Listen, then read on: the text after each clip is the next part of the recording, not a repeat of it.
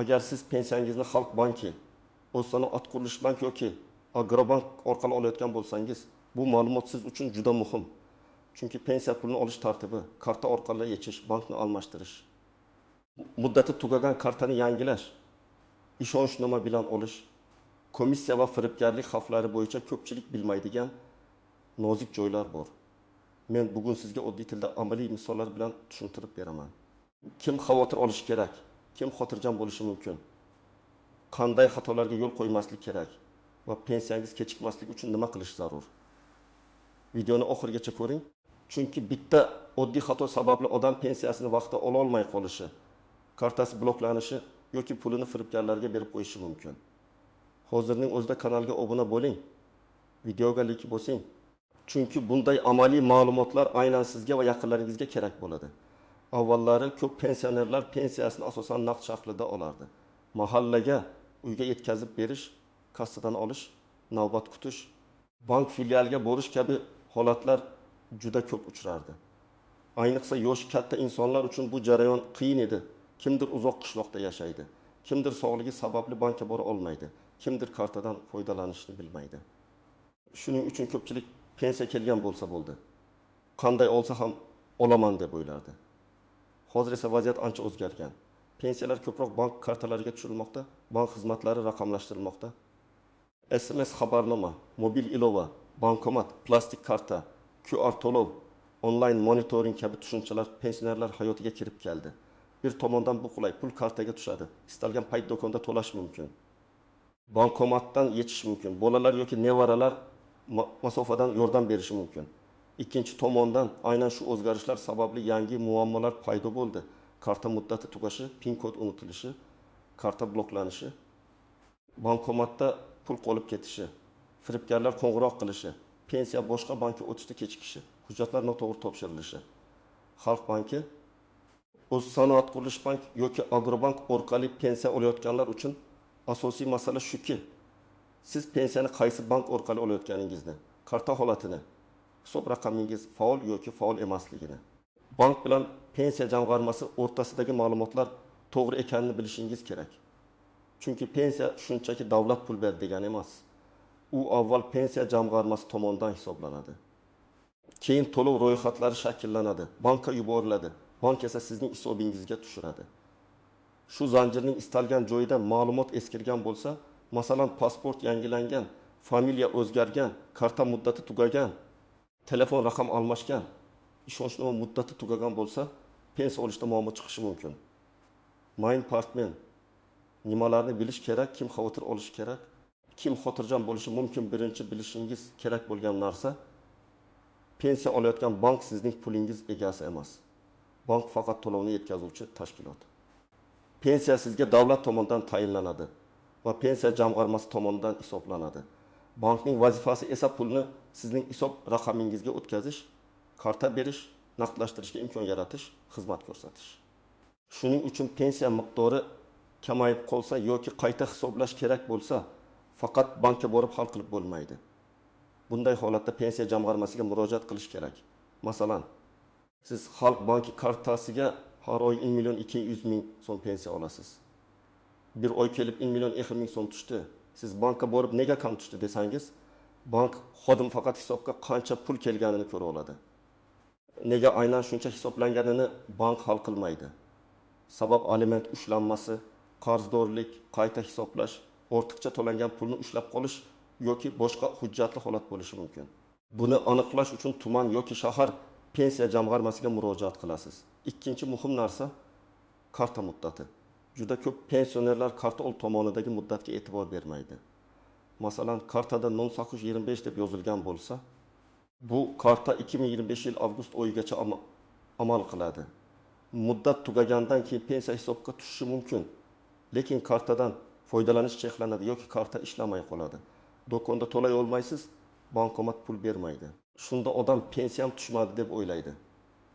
Aslida pul hisobda bo'lishi mumkin. Faqat karta yangilanishi kerak. Bunday vaziyatda nima qilish kerak? Pasport yoki ID karta bilan o'sha bank filialiga borasiz. Agar pensiyani Xalq bankidan olsangiz, Xalq banki filialiga, O'zsanoat qurilish bankdan olsangiz, SQB filialiga, Agrobankdan olsangiz, Agrobank filialiga borasiz. yangi karta chiqarish bo'yicha ariza berasiz.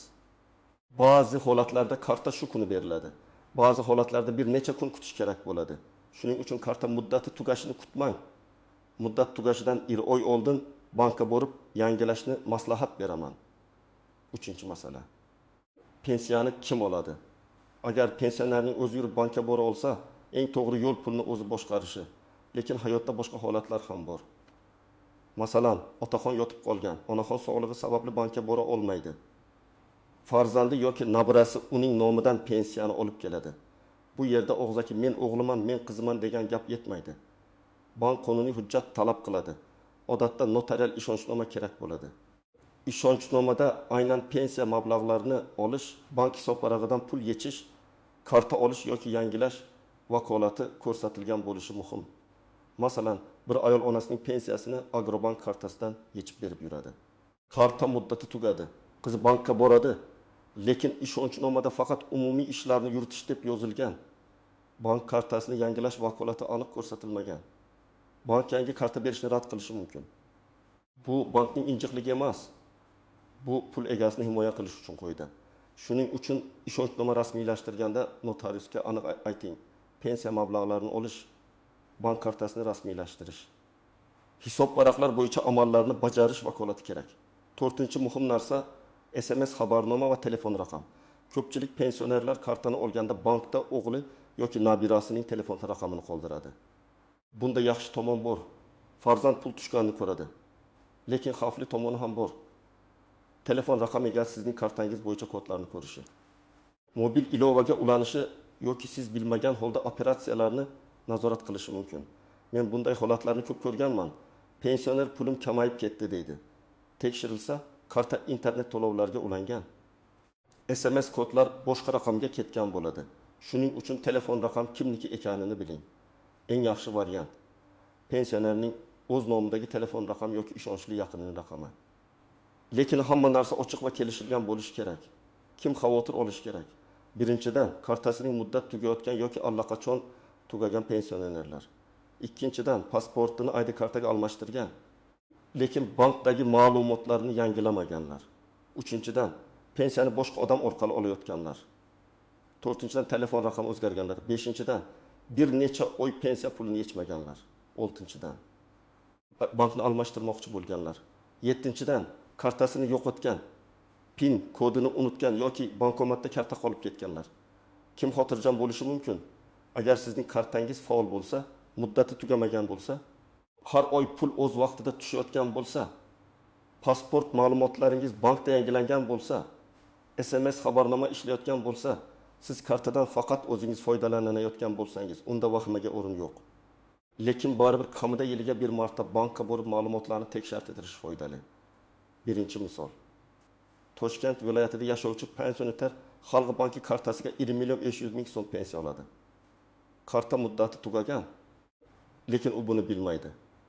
Pul har oy hisobga tushadi, u esa bankomat pul bermayapti, demak pensiya kelmabdi deb o'ylaydi. 3 oy davomida pul yechilmagan. Keyin bankka borganda hisobda 4.500.000 so'm borligi ma'lum bo'ladi. Muammo pensiyada emas, kartada bo'lgan. Agar u muddatga oldindan qaraganda 3 oy asabiylashmasdi. Ikkinchi misol. Samarqandda bir onaxon Agrobank orqali pensiya oladi. Telefon raqam nevarasining nomida. Nevara mobil ilova orqali ayrim to'lovlarni qilgan, lekin onaxon buni tushunmagan. Keyin kartamdan pul yo'qolyapti deb shikoyat qilgan. Bu yerda jinoyat bo'lmagan bo'lishi mumkin, balki oilaviy kelishmovchilik yoki tushunmovchilik. Lekin dars shuki, karta egasi pul harakatini bilishi kerak. Har oy tushgan pul, yechilgan pul va qolgan qoldiqni tekshirish kerak. Uchinchi misol. Farg'onada otaxon o'z sanoat qurilish bank kartasi orqali pensiya oladi. U ID karta olgan, lekin bankdagi eski pasport ma'lumotlari yangilanmagan. Karta qayta chiqarilayotganda mos kelmaslik chiqadi. Xodim qo'shimcha tekshiruv qiladi, jarayon cho'ziladi. Bu kechikishning oldini olish uchun pasport yoki ID karta almashtirilgandan keyin bankka borib ma'lumotni yangilab qo'yish kerak. 4-misol. Pensioner bankni almashtirmoqchi. Men Xalq bankidan olmayman. Uyimga Agrobank filiali yaqinroq deydi.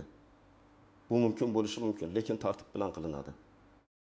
Faqat eski kartani tashlab yangi bankka borish yetmaydi. pensiya to'lovini qaysi bankka yo'naltirish bo'yicha ariza kerak bo'ladi. Pensiya jamg'armasi va bank ma'lumotlari mos tushishi shart. Aks holda bir oy to'lov eski bankka ketib qolishi, yangi bankda esa pul bo'lmasligi mumkin. Eng katta xatolardan biri pensiya kartasidan pul yechsam komissiya olib qo'yadi. Shuning uchun pulim kamayadi degan umumiy qo'rquv. Aslida komissiya masalasi qaysi bankomatdan, qaysi kartadan, qanday operatsiya qilinayotganiga bog'liq. O'z bankingiz bankomatdan yechish boshqa bankomatdan yechish boshqa bo'lishi mumkin. Do'konda karta orqali to'lash esa odatda bankomatdan naqd yechishdan farq qiladi. Shuning uchun aniq shartlarni o'zingizning bankingizdan so'rang. Xalq banki kartasi bo'lsa, Xalq bankidan. Skube kartasi bo'lsa, O'z sanoat qurilish bankdan. Agrobank kartasi bo'lsa, Agrobankdan. Qo'shnim aytdi degan ma'lumotga ishonmang, chunki qo'shningiz boshqa kartadan, boshqa bankomatdan foydalangan bo'lishi mumkin. Ikkinchi nozik nuqta, bankomatdagi muammo. Ba'zan bankomat karta ichida qolib ketadi. Pulni sanaydi, lekin bermaydi yoki hisobdan yechilgandek ko'rinadi. Bunday paytda vahima qilmang. Eng avval bankomat raqamini, joylashgan manzilini, vaqtini yozib oling. Chek chiqqan bo'lsa saqlang. Darhol bankning kol markaziga qo'ng'iroq qiling yoki filialga boring. Bank pulimni yedi deb darhol xulosa chiqarmang. Bankomat inkassatsiya qilinganda ortiqcha summa aniqlanishi mumkin va pul qaytariladi. Lekin murojaatni yozmoq, qoldirish juda muhim. Uchinchi xavf firibgarlar. Hozir eng ko'p uchraydigan sxema shunday. Kimdir telefon qilib, "Men bank xodimiman, pensiya kartangiz blok bo'lyapti, SMS kodini ayting" deydi. Yoki pensiyangizga qo'shimcha pul tushadi. Kartangiz raqamini va amal qilish muddatini yuboring deydi. Yoki davlatdan yordam puli ajratildi. Havolaga kiring deydi. Men sizga qat'iy aytaman, hech qachon SMS kodni, PIN kodni, kartaning orqa tomonidagi CVV kodni, mobil ilova parolini hech kimga aytmang. Haqiqiy bank xodimi bunday kodlarni so'ramaydi. Agar shubhali qo'ng'iroq bo'lsa, telefonni qo'ying va bankning rasmiy raqamiga o'zingiz qo'ng'iroq qiling. 4-chi nozik masala pensiya pulini uzoq vaqt yechmaslik. Ba'zi pensionerlar kartada tursin, yig'ilsin deydi. Bu mumkin, lekin karta xavfsizligi kuchli bo'lishi kerak.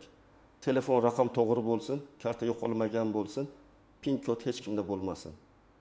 Agar karta yo'qolgan bo'lsa va siz ichida pul yo'qdir deb o'ylasangiz, aslida keyingi oy pensiya tushib ketishi mumkin. Shuning uchun karta yo'qolsa darhol bloklatish kerak.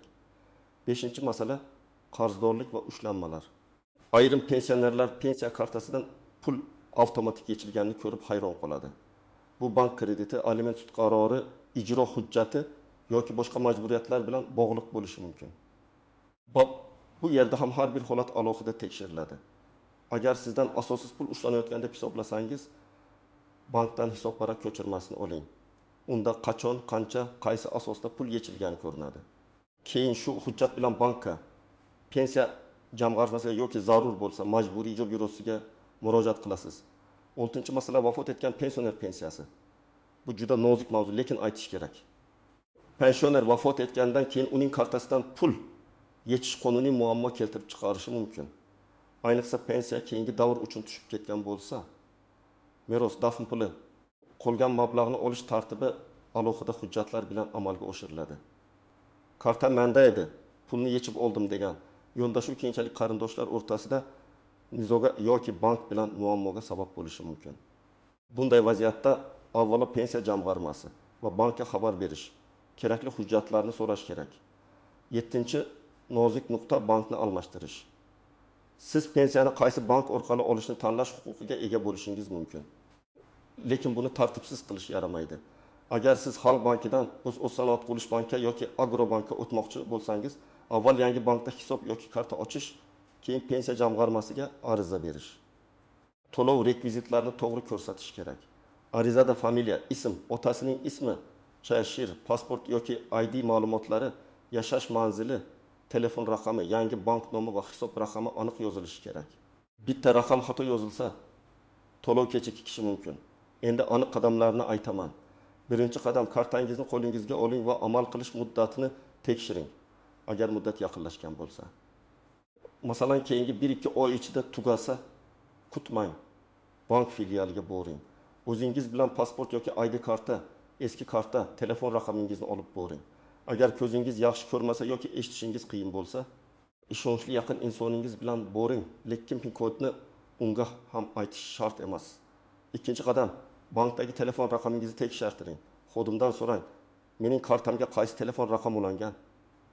SMS xabarnoma ishlayaptimi? Mobil ilova ulanganmi? Agar begona yoki eski raqam turgan bo'lsa, almashtiring. Telefon raqam sizning nazoratingizda bo'lishi kerak. Uchinchi qadam, hisob varaq ko'chirmasini oling. Ayniqsa pul kamaygan, tushmagan yoki tushganini bilmayotgan bo'lsangiz, bankdan oxirgi 3 oy yoki 6 oy uchun ko'chirma so'rang. Ko'chirmada hamma narsa ko'rinadi. Pensiya qachon tushgan, qayerda yechilgan, do'konda nima to'langan, bankomatdan qancha olingan. Bu hujjat nizoli holatda eng asosiy dalillardan biri bo'ladi. 4-qadam, agar pensiya miqdori bo'yicha savol bo'lsa, pensiya jamg'armasiga murojaat qiling. Bankdan qancha tushgan degan ma'lumotni olasiz, lekin nega shuncha hisoblangan degan savolni pensiya jamg'armasi hal qiladi. O'zingiz bilan pasport yoki ID karta, pensiya guvohnomasi bo'lsa, bank ko'chirmasi. Ariza va telefon raqamingizni olib boring. Arizada oddiy yozing. Menga tayinlangan pensiya miqdori va oxirgi oyda amalga oshirilgan to'lovlar bo'yicha tushuntirish berishingizni so'rayman. 5-qadam. Agar bankni almashtirmoqchi bo'lsangiz, avval yangi bankdan to'liq rekvizit oling. Faqat karta raqami yetarli bo'lmasligi mumkin. Hisob raqami, bank kodi, filial ma'lumoti kerak bo'lishi mumkin. Keyin pensiya jamg'armasiga borib, pensiya to'lovini yangi bankka yo'naltirish bo'yicha ariza yozing. Ariza topshirgandan keyin keyingi to'lov qaysi oyda yangi bankka o'tishini so'rab aniqlashtiring. Eski kartani darhol tashlab yubormang. Chunki birinchi oy to'lov hali eski bankka tushishi ehtimoli bo'lishi mumkin. 6-qadam, agar ishonchnoma orqali pensiya olinayotgan bo'lsa, uning muddatini tekshiring. Ishonchnoma muddat tugagan bo'lsa, bank pul bermaydi. Ishonchnomada vakolatlar aniq yozilgan bo'lsin. Agar pensiyani yotib qolgan bo'lsa, notariusni uyga chaqirish imkoniyatlari haqida so'rashingiz mumkin. Ayrim holatlarda tibbiy ma'lumotnoma yoki shaxsni tasdiqlovchi hujjatlar talab qilinadi. Buni oldindan aniqlang. 7-qadam, karta xavfsizligini ta'minlang. PIN kodni qog'ozga yozib kartaning yonida saqlamang. Karta rasmini hech kimga yubormang. Telegram yoki SMS orqali kelgan yordam puli, pensiya qo'shimchasi, karta blokdan chiqarish havolalariga kirmang. Agar kimdir o'zini bank xodimi deb tanishtirib kod so'rasa, bu firibgar bo'lish ehtimoli juda yuqori. Bankka o'zingiz rasmiy raqam orqali bog'laning. 8-qadam, yaqinlaringiz bilan tartib o'rnating. Agar siz pensioner bo'lsangiz, farzandlaringizga ayting. Mening kartamdan faqat mening ruxsatim bilan foydalaniladi. Agar siz pensionerning farzandi bo'lsangiz, ota-onangizga har oy tushum va xarajatni tushuntirib bering. Masalan, ona bu oy 1 million 100 ming so'm tushdi. 500 ming so'm bankomatdan oldik, 200 ming so'm dorixonaga ketdi, 30 ming so'm qoldi deb ochiq ayting. Bu ishonchni saqlaydi, kelishmovchiliklarning oldini oladi. 9-qadam, muammo bo'lsa, og'izdagi gap bilan cheklanib qolmang. Bankka borsangiz, yozma murojaat qoldiring yoki murojaat raqamini oling. Gol markazga qo'ng'iroq qilsangiz, murojaat raqamini yozib oling. Pensiya jamg'armasiga ariza bersangiz, kirim raqami yoki qabul qilinganini tasdiqlovchi belgi oling.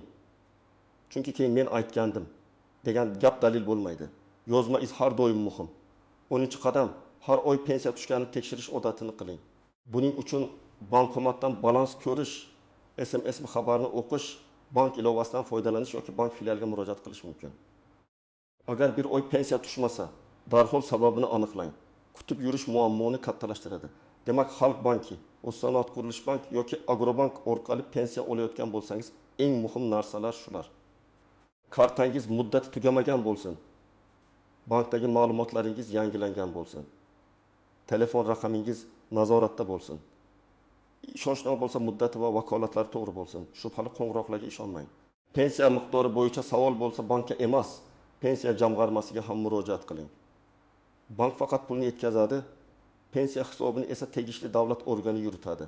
Agar sizda pensiyam tushmadi, kartam ishlamayapti, pulim kamayib qoldi, bankni almashtirmoqchiman degan savol bo'lsa, muammoni cho'zmay, hujjat bilan, yozma murojaat bilan hal qiling. Shunda asabingiz ham, vaqtingiz ham, pulingiz ham saqlanadi. Siz pensiyani qaysi bankdan olasiz? Xalq bankimi? O'zsanoat qurilish bankmi yoki Agrobankmi?